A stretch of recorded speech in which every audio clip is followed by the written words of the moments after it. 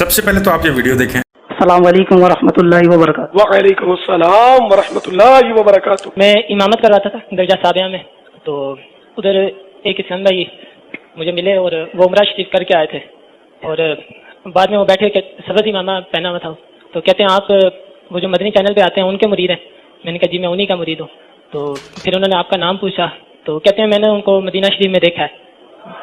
میں نے کہا آپ نے کہاں دیکھا ہے؟ انہوں نے بتایا کہ میری جو ڈیوٹی ہے وہ جو روزہ رسول ہے اس کے اندر نا صفائی میں کرواتا ہوں، میری وہاں ڈیوٹی ہے، اور میں نے اکثر فجر کی نماز میں ان کو وہاں دیکھا ہے۔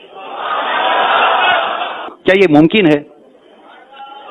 کوئی بھی ہو آپ اپنے لیے نہ غور کریں، کوئی بھی، کیا یہ ممکن ہے؟ ممکن تو ذرا ہے نا۔ اب ہمیں یہ دور بھی دیکھنا تھا کہ باپ الیاس قادری کو سپر پاورز اس حد تک بڑھ چکی ہیں کہ وہ بندہ بیٹھا کر رہا ہے، اپنے بیٹے کے اوپر لیٹا ہوا ہے، اور لوگ کہہ رہے ہیں کہ یار تمہارا جو پیر ہے وہ ہمیں مدینے میں نماز پڑھتا ہوا مل رہا فجر کی، اس سے اب ان کو غسل وقت مان لیا جائے؟ بات تو صحیح ہے، چلا ان سے جاتا نہیں ہے، تو اب بازو گھسا کے ان کو اٹھایا جاتا ہے، کھڑا کیا جاتا ہے، جس طرح وہ ایک سفید آٹا کی بوری پڑی ہوتی ہے 2.5 من کی، اٹھا کے ایک جگہ سے دوسری جگہ رکھ دی، دوسری جگہ سے پھر کسی تیسری جگہ رکھ دی۔ حالت ان کی یہ ہوئی پڑی ہے، لوگوں کے گناہ بخشوائیں گے، غسل وقت بنے پڑے ہیں، اپنے آپ کو ٹھیک کر نہیں سکتے۔ اب خود پہ یہ کریں نا وہ دم، اب ان کی وہ بہن کی وہ دادا صاحب کی گھوڑی کہاں گئی؟ دادا صاحب کی گھوڑی اور وہی اندھیری رات اور دیا تیرے ہاتھ، یہ کیا ہے یہ؟ ابھی کیوں نہیں پڑھتے بھائی خود پہ؟ اپنے نہ گھٹنے ٹھیک کر سکتے ہیں، نہ اپنے ہاتھوں کو ٹھیک کر سکتے ہیں، اپنا سب سے پہلے تو دماغ ٹھیک کریں، وہ بھی نہیں کر سکتے۔ میں ان کو غسل اعظم غسل وقت نہیں مان سکتا، معذرت ہے، نہیں تو ان کو بولو کسی کو زندہ کریں، ان کے گناہ بخشوائیں۔ کوئی قوال جو ہے وہ قبر سے قوالی گاتا گاتا نکلے، ہمارا دل کر رہا سننے کا، کافی دن ہو گیا ہم نے خان صاحب نصرت فتح خان کو نہیں سنا، قائد کی غزل سنواتے ہیں ہمیں، اور اگر نہیں کرتے نا تو یہ فلم بازیں بند کرو وہاں پہ ساتھ۔ ایک صاحب اپنے بچوں کو زندگی بھر ایک ہی چیز سکھاتے رہے، بیٹا دیکھو ایاک نعبد و ایاک نستعین، قرآن کی یہ آیت سناتے وہاں بھی، ایاک نعبد و ایاک نستعین، اے اللہ ہم تجھے ہی پوجے اور تجھے ہی سے مدد چاہے۔ اچھا آگے حالانکہ وسیلہ آیا، آگے اسی آیت میں آیا، اسی سورے میں آیا، کہاں آیا؟ اہدینا الصراط المستقیم، اللہ میں سیدھا راستہ چلا، تو کس کا راستہ؟ صراط الذین انعمت علیہم، ان لوگوں کا راستہ جن پر انعام نازل کیا، تو جن پر انعام نازل کیا ان کا راستہ وسیلہ ہے یا نہیں؟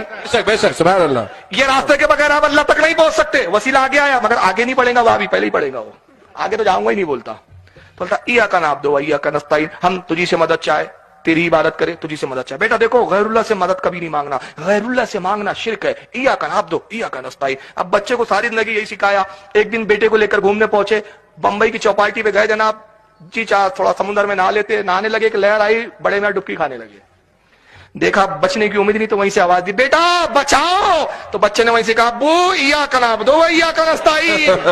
سبحان اللہ سبحان اللہ، کیا مثال۔ ہم تجھی سے مدد چاہے، تیری عبادت کرے، میں بھی تو غیر اللہ مجھ سے کیوں مدد مانگ رہا ہوں؟ شرک کر رہے ہو، مرتے مرتے شرک پہ مروں گے۔ اب اس ویڈیو کے اندر مفتی صاحب یہ فرما رہے ہیں کہ ایک صاحب نے اپنے بیٹے کو ایاک نعبد و ایاک نستعین سکھایا ساری زندگی کہ اللہ تیری ہی عبادت کریں گے اور تجھی سے ہی مدد طلب کرتے ہیں، اور اے اللہ پاک ہمیں ان کے راستے پہ چلانا جن پر تو نے انعام فرمایا۔ اب وہ لوگ کون ہیں؟ وہ لوگ پیغمبر ہیں، وہ لوگ اللہ تعالیٰ کے خالص پیغمبر ہیں، جنہوں نے مشکلات، اتنی مشکلات کے بعد بھی اسلام کا دامن، اللہ کا دامن نہیں چھوڑا۔ تو اللہ تعالیٰ قرآن میں یہ کہہ رہے ہیں کہ یہ پڑھو کہ ہمیں ان کے راستے پہ چلاؤ جن پر تم نے انعام فرمایا اور جن پر آپ کا عذاب نازل نہیں ہوگا، جن سے آپ راضی ہیں، یعنی کہ پیغمبر معصوم ہے۔ تو کیا ان کے قدموں پہ، ان کے فوٹ سٹیپ پہ یا ان کے بتائے راستے پہ چلنے کا مقصد، صراط المستقیم پہ چلنے کا مقصد یہ ہے کہ قبروں پہ جا کے سجدے کریں، جو کہ پیغمبروں نے نہیں کیے ہیں؟ جب پیغمبروں نے سجدے نہیں کیے، اللہ کے سوا کسی بھی ایک شخص کو قبروں پر مجاور بن کے نہیں بیٹھے، نہیں ریکویسٹیں کی کہ غوث مدد، بلے شاہ مدد، داتا صاحب مدد، تو پھر آپ لوگ وہ کام کیوں کرتے پھر رہے ہیں جو صراط المستقیم کا حصہ ہی نہیں ہے؟ اور ان صاحب کو اتنی شرم نہیں آ رہی کہ یہ سورہ کا مذاق اڑاتے پھر رہے ہیں، یہ قرآن آیات کا مذاق اڑاتے پھر رہے ہیں، کس طرح سے اپنی بریلویت کو بچانے کے لیے،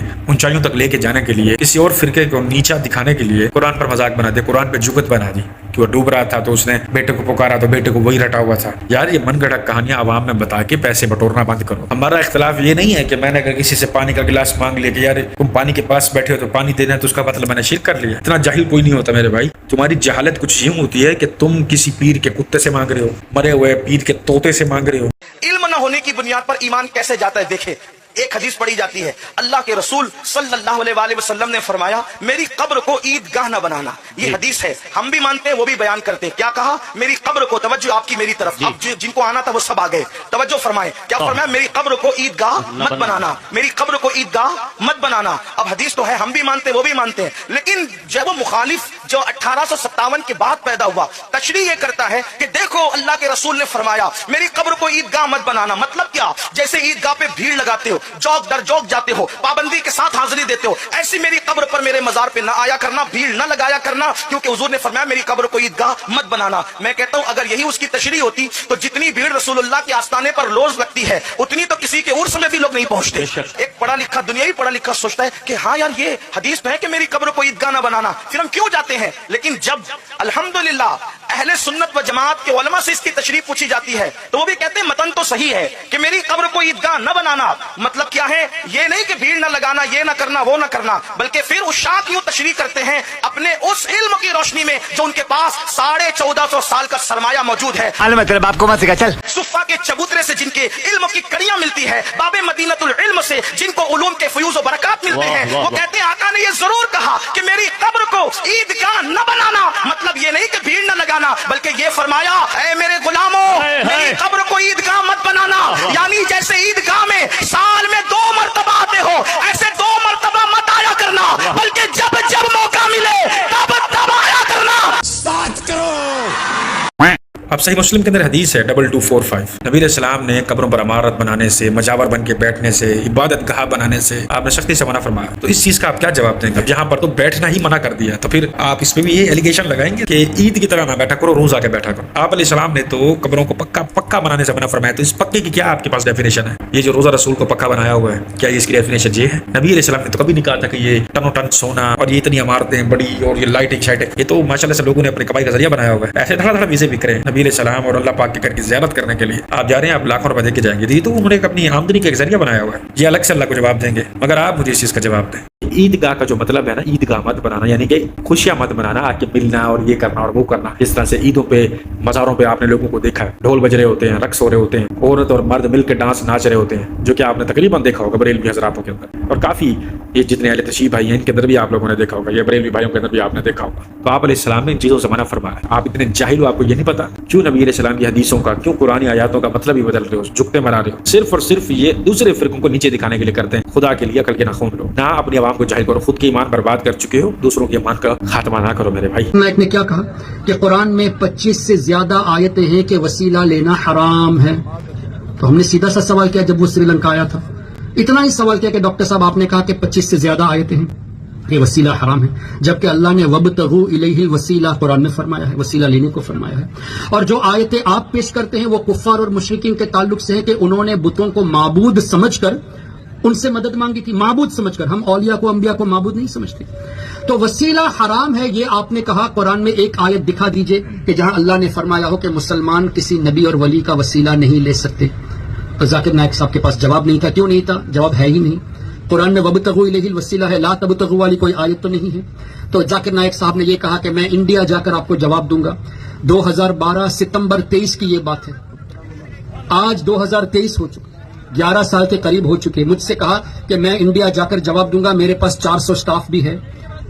29 ستمبر کو 2012 اپنے میزبان کو ای میل کیا کہ میں خیریت سے پہنچ گیا ہوں. 7 دن میں میزبان کو میسج کر دیا کہ میں خیریت سے پہنچ گیا ہوں. اور ہمارا اہم سوال جو قرآن کے تعلق سے تھا, 11 سال ہو چکے ابھی تک جواب نہیں, اور جواب آئے گا بھی نہیں. کیوں؟ قرآن میں کہیں بھی وسیلے کا انکار ہے ہی نہیں. بہت چلاک مفتی صاحب, آپ جس آیت کی بات کر رہے ہیں اس کا مطلب ہے کہ اللہ تعالیٰ کی راہ میں وسیلہ تلاش کرو. اب وہ وسیلہ, پہلے لوگ حج پر جایا کرتے تھے پیدل, اب لوگوں کے پاس وسیلہ ہے جہاز کا. 2-3 مہینے کے قلیل سفر کے بعد وہ مدینہ شریف پہنچتے تھے, اور اب وہ چند گھنٹوں میں مدینہ شریف پہنچ جاتے ہیں, مکہ شریف پہنچ جاتے ہیں. تو یہ وسیلہ بنا یا نہیں بنا؟ کہ اللہ کے گھر تک پہنچنے کا جو ڈیوریشن تھا 2-3 مہینے کا, وہ چند گھنٹوں پہ ہو گئے. تو یہ بھی ایک وسیلہ ہے. کیا جہاز سے آپ نے مدد مانگی کبھی کہ اے جہاز پاک میری مدد فرمائیے؟ بہت نازک صورتحال ہے جی, کبھی لائی مت بٹانا ہے. اب ایک مسجد کے اندر ایک ہی پنکھا لگا ہوا ہے جو کہ مسجد کے امام کو ٹھنڈی ٹھنڈی ہوا دے رہا ہے, ٹھنڈی بھی نہیں بلکہ تپتی ہوا دے رہا ہے جون جولائی میں. باقی پوری مسجد میں کوئی ہوادار چیز نہیں ہے, پنکھا ونکھا کچھ نہیں ہے. और उसके बगल में एक मस्जिद है, वहां पर एसी लगे हुए हैं, मैं कहता हूँ चिलर लगे हुए हैं, बड़े बड़े ठंडे पानी की सहूलत है, सारा कुछ। फर्क सिर्फ क्या था कि वहां थोड़ा सुकून था, तो वो एक वसीला बना कि एक बंदे ने एक मस्जिद में सिर्फ फर्ज पड़े और भाग गया, क्योंकि वहां पे पंखे जैसी सहूलत के अलावा या बल्कि वहाँ पंखा ही नहीं था, वहाँ पर गर्म पानी था और बड़े मामला थे, और एक जगह एसी और ऐसे माहौल लगे हुए हैं। तो वहां पर उसने 4 फर्ज भी पढ़े, फिर वो बाकी नवाफिल भी पढ़ता रहा, आधा पौना घंटा कुरान भी पढ़ता रहा। तो ये वसीला बनाना इबादत के और उसके दरमियान में, अगर एसी वेसी वाली सहूलत, ठंडे पानी वाली सहूलत या वहां पे ज्यादा देर बैठने की सहूलत ना होती, तो क्या ये चीजें तमाम उसकी इबादत को बढ़ाने के लिए, उसको मस्जिद में 1.5-2 घंटा मजीद बिठाने के लिए वसीला बंदी? इस चीज का भी जरा आप मुझे जवाब दे रहे हैं। ये सारी मैं फैक्ट्स की बातें कर रहा हूँ, मैं कोई आलिम मुफ्ती नहीं हूँ, मैं सिर्फ फैक्ट्स आपके सामने रख रहा हूँ। क्या बात है। अब कुरान मजीद में अल्लाह फरमा रहे हैं कि ईसा और उसकी माँ यानी कि अल्लाह के पैगंबर जो हैं हजरत ईसा अलैहिस्सलाम और उनकी माँ बीबी मरियम, वो रोटी के मोहताज हैं। रोटी यानी कि गंदम से बनी हुई रोटी के मोहताज हैं। वो तुम्हारे किसी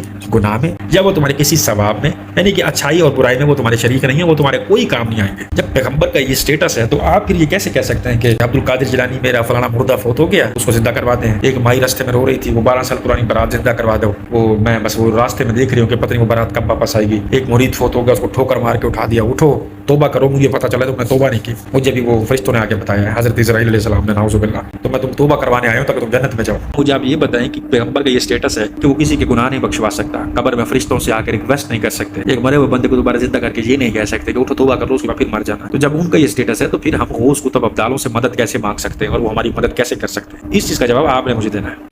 तो खैर, ये तमाम वीडियोस जहां तक की उम्मीद करता हूँ कि आपको तमाम तर एक्सप्लेनेशन पसंद आई होंगी। वीडियोस कैसी लगी आज की वो मुझे आपने कमेंट्स में जरूर बताना है, और अपना रखिएगा बहुत सारा ख्याल, दीजिएगा को इजाजत। अल्लाह हाफ़िज़।